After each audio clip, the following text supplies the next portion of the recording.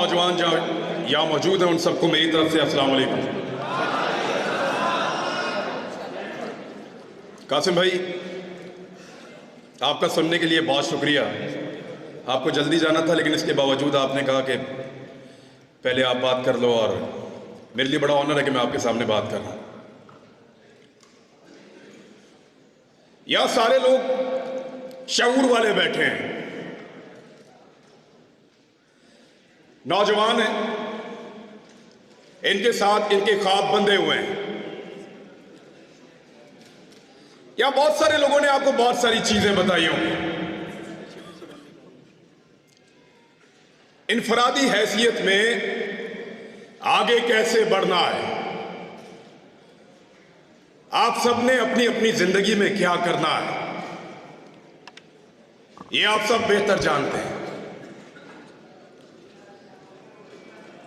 मैं इनफरादी मामलात पे बात नहीं करूंगा कि एक आदमी को क्या करना चाहिए, एक नौजवान को अपनी जिंदगी बनाने के लिए क्या करना चाहिए। आप सबका अपना अपना अंदाजा है अपने आप को लेकर। आप सब अपनी काबिलियत को, अपनी हिम्मत को और अपने ख्वाबों को जानते हैं। हर एक को पता है कि वो कितने पानी में है और क्या बन सकता है। थोड़ा सा प्लान करने की जरूरत है, तो उस पर बात नहीं करूंगा। अकेले कामयाब हो जाना कोई कामयाबी नहीं होती। कामयाबी वो है जो सारों को मिले, मिलकर कामयाब हो, सबके सब। और उसके लिए हमें इज्तिमाई जिम्मेदारी अदा करनी पड़ती है। सारे मिलकर काम करेंगे। यानी बहुत सारी चीजें आज से 8-10 माह पहले मुझे नहीं पता थी। मैंने भी मुताला पाकिस्तान की और माशरती उलूम की वही किताबें पढ़ी हैं जो आप लोगों ने पढ़ी हैं। अधूरा नॉलेज, पूरी तालीम ही नहीं देते, पूरी बात ही नहीं बताते, आपको आधा सच बताते हैं, आधा सच। एक अजीबोगरीब नर्सरी में हमें बड़ा किया जाता है। हुब्बुल वतनी के क्राइटेरिया सेट कर दिए जाते हैं। ये करोगे तो तुम मुहिब्बे वतन हो, और अगर ये लाइन क्रॉस करोगे फिर नहीं हो।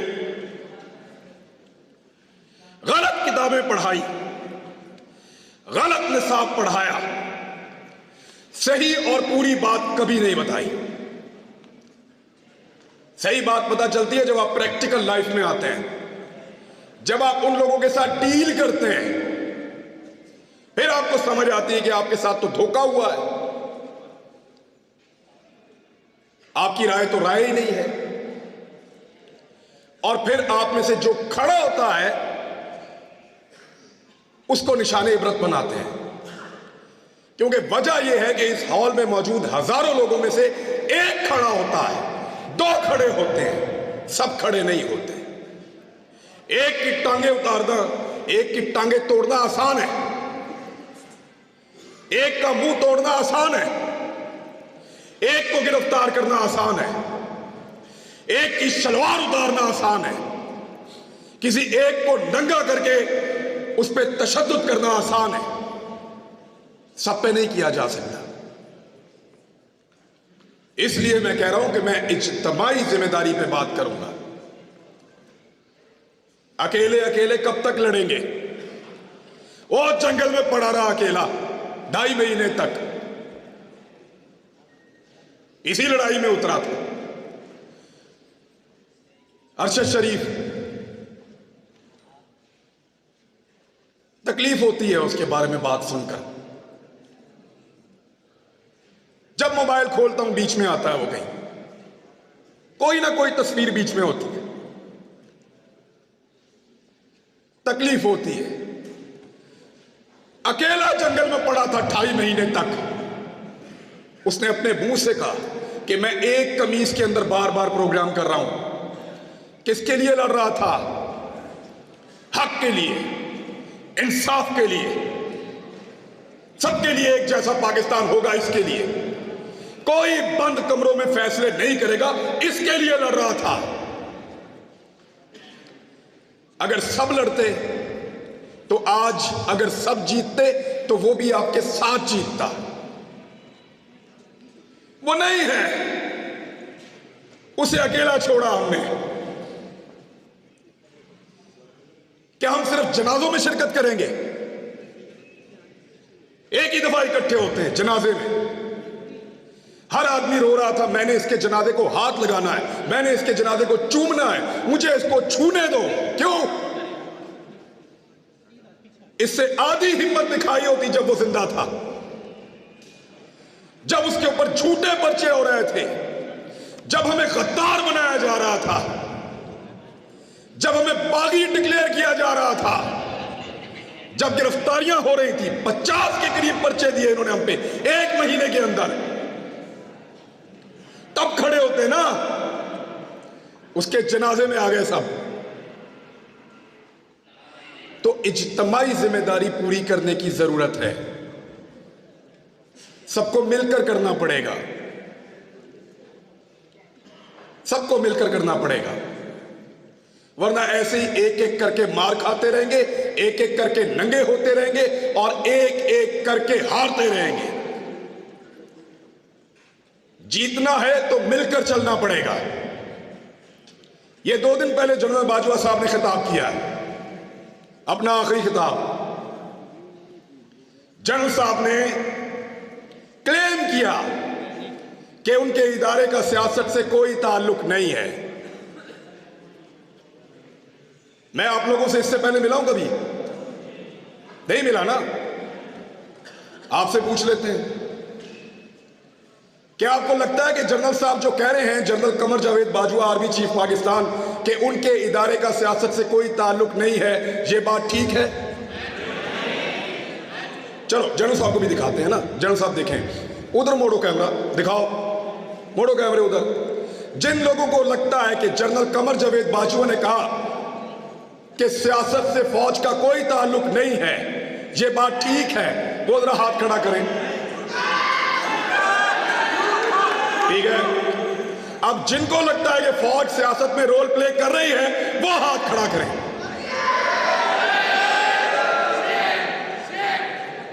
लो जनरल साहब, ये रह गया एतबार आपका।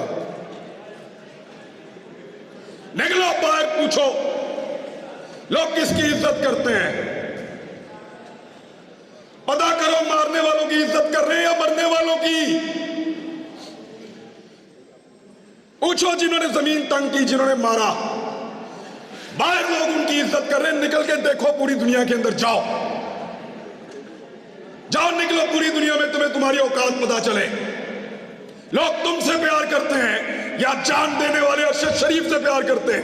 पूछो जाके, आईना नजर आएगा, औकात पता चलेगी। जान से ही मार दिया। इस मुल्क को उसके लिए इन्होंने जहन्नुम बनाया था, साबिर शाकिर के लिए जहन्नुम बनाया था, सबको परेशान किया है, हमारे खानदानों तक को हरासा किया गया है, क्योंकि हम अकेले अकेले लड़ रहे थे। सबको लड़ना पड़ेगा। तुम्हें सिर्फ मारना आता है, तुमने सिर्फ मारना सीखा है, हमें मरने के अलावा भी बहुत कुछ आता है, और वो हम करके दिखाएंगे इंशाअल्लाह।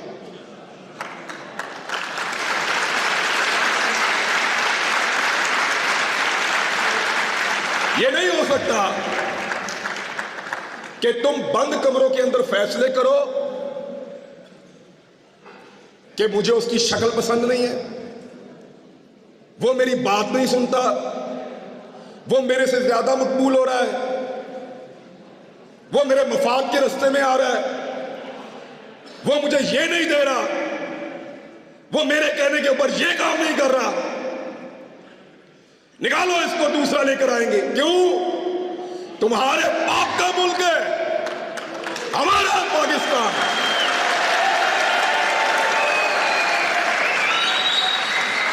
हम फैसला करेंगे, हम करेंगे, हम आप करेंगे।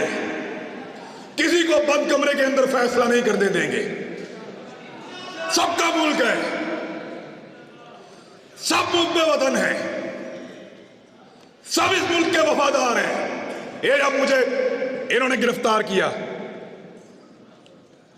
ये मुझे लेकर घसीटते थे, कभी एक थाने में, कभी दूसरे थाने में, कभी तीसरे थाने में।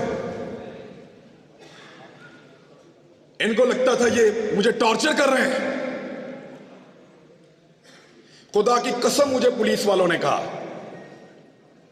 हर पुलिस वाले ने कहा कि इमरान भाई हम शर्मिंदा हैं। पूरा निजाम जरगमाल बनाया हुआ था। एक आदमी की हमदर्दी इनके साथ नहीं थी। मैंने खुद देखा है, कोई आदमी सामने आकर कहता था, कोई छुप कर आकर कहता था, लेकिन सारे कहते थे तेरे साथ ज्यादती हो रही है। लेकिन जिस दिन सब मिलकर कहेंगे, आदम सवाती ने अकेले बुजुर्ग आदमी ने तमीज सिखा दी ना। आज देखा आपने, पहले उसको रात के अंधेरे में गिरफ्तार किया, रात को आए चोरों की तरह, डाकुओं की तरह, उसकी फैमिली के सामने उसको मारा, टॉर्चर किया, जलील किया, ले जाकर कपड़े उतारे, वीडियो बनाई और उसको रुसवा किया। थोड़े दिन पहले की बात है, 1.5 महीना हुआ मेरे ख्याल में। आज आजम सवाती फिर गिरफ्तार हुआ है, लेकिन कैसे हुआ? सुबह मजिस्ट्रेट साहब आए, दरवाजा खटखटाया, आजम सवाती साहब घर में हैं? जी हैं। बाहर बुला लीजिए। आजम सवाती साहब बाहर आते हैं और उनको वारंट दिखाया कि हुजूर आपके खिलाफ कानूनी चाराजोई हुई है, ये वारंट मौजूद है, आपकी गिरफ्तारी करना चाहते हैं। बने ना बंदे दे पुत्र, एक आदमी तमीज सिखा रहा है। सोचो,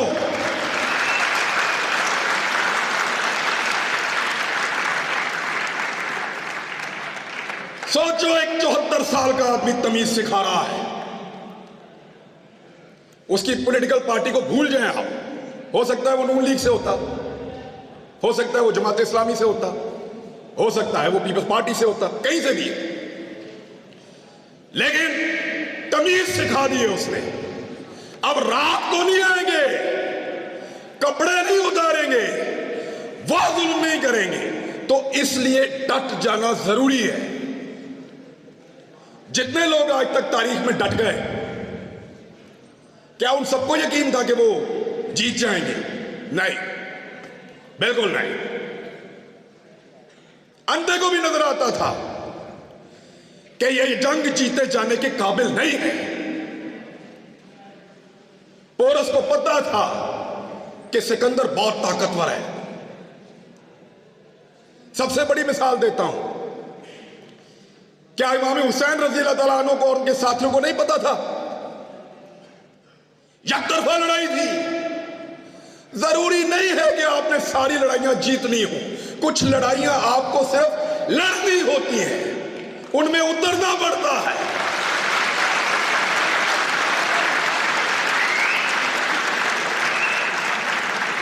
लड़ाई जीतने से मकसद नहीं है, लड़ाई लड़ने वालों में अपना नाम लिखाओ। मैं लड़ा था, मेरी लड़ाई थी, मैं उसके अंदर उतरा, मैं हक पर था, मैं जीता या हारा मेरा अल्लाह जानता है, वो फैसला करने वाला है। लड़ाई कौन जीता? इमाम हुसैन जीते या यजीद जीता? सबका इत्तेफाक है इस बात पे। तो फिर लड़ाई लड़ना सीखो, लेकिन इज्तिमाई फायदे के लिए। सर को नीचे फेंक देना, मसलिहत के तहत चुप हो जाना, इसको हमारे यहां पे लोग अक्लमंदी कहते हैं। अक्लमंदी नहीं है, बुज़दिली है। मैं भी बुज़दिल था, जब तक मुझे नहीं पता था। जब समझ आई तो मैं लड़ाई में आ गया। मुझे नहीं पता कल क्या होगा, इसका अंजाम क्या होगा। ये जो रिजीम चेंज ऑपरेशन हुआ पाकिस्तान में, सारे के सारे इसके बेनिफिशियरी हैं। जिन्होंने किया उनके केस खत्म हो गए। जिसके खिलाफ हुआ, जब मर्जी इलेक्शन कराओ जीत जाएगा। यानी इमरान खान को भी फायदा, शहबाज शरीफ को भी फायदा, जो करने वाले उनका भी फायदा। सब कुछ ना कुछ लेकर गए। नुकसान किसका हुआ? हमारा हुआ है।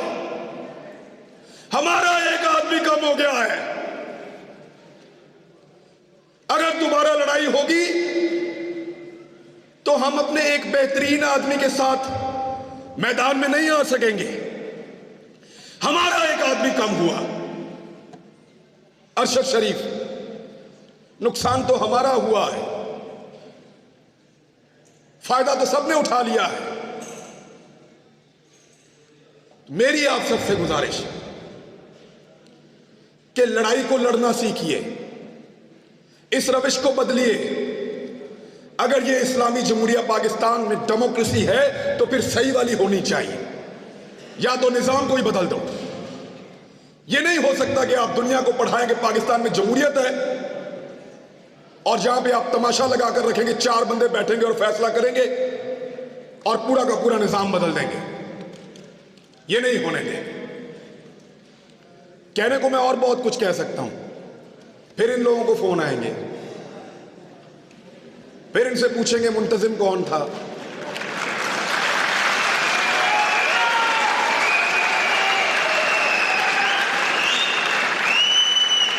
प्रोग्राम किसने करवाया, नौजवान कहां से आए थे, कोई कलदम तंजीम के बंदे तो नहीं थे। यानी फिर इस तरह के सवालात होंगे और हुए हैं। हम अपने दोस्तों और रिश्तेदारों से मिलने नहीं जा रहे। जिधर से हम होकर आते हैं वहां ये पीछे पहुंच जाते हैं। जी आपसे क्या ताल्लुक है, आप कैसे जानते हैं।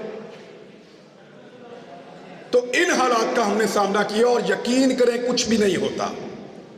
थोड़ा सा मार सकते हैं, थोड़ा सा नंगा कर सकते हैं या जान ले सकते हैं, कुछ भी नहीं होता। मैंने अरशद शरीफ का जनाजा देखा है, इन हाथों से उसकी मैयत लेकर आया था मैं।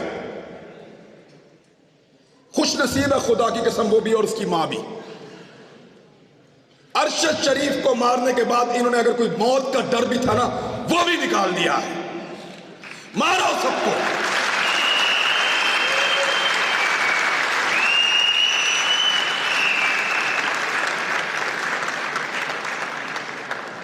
क्योंकि जब आपको इस बात का यकीन हो कि आप तारीख की दुरुस्त सिमत पे खड़े हैं, जब आपको यकीन हो कि आप जुल्म के खिलाफ खड़े हैं, तो फिर इससे कोई फर्क नहीं पड़ता कि आपके साथ क्या हो रहा है। मैं ये पहली दफा गिरफ्तार नहीं हुआ। एक छोटी सी चीज आपको बताता हूं, मैं पहले भी गिरफ्तार हुआ मैं, लेकिन पहले मेरा दिल ही नहीं लगता था। एक लम्हे के लिए भी मेरा दिल करता था मैं अभी बाहर आ जाऊं, और इस मर्तबा मुझे परवाह भी नहीं थी ये जो मर्जी करें। जब आप किसी कॉज के साथ खड़े होते हैं, जब आपको लगता है कि आप जुल्म और जबर के खिलाफ खड़े हैं, तो फिर अल्लाह ताला भी आपको हौसला देता है, आपको इस्तकामत देता है और आपको सब्र देता है। मैंने सीखा इन दिनों में ये सारा कुछ। मेरे ख्याल में इतनी बात बहुत है। थैंक यू वेरी मच जी, बहुत शुक्रिया आपका मेरे साथ।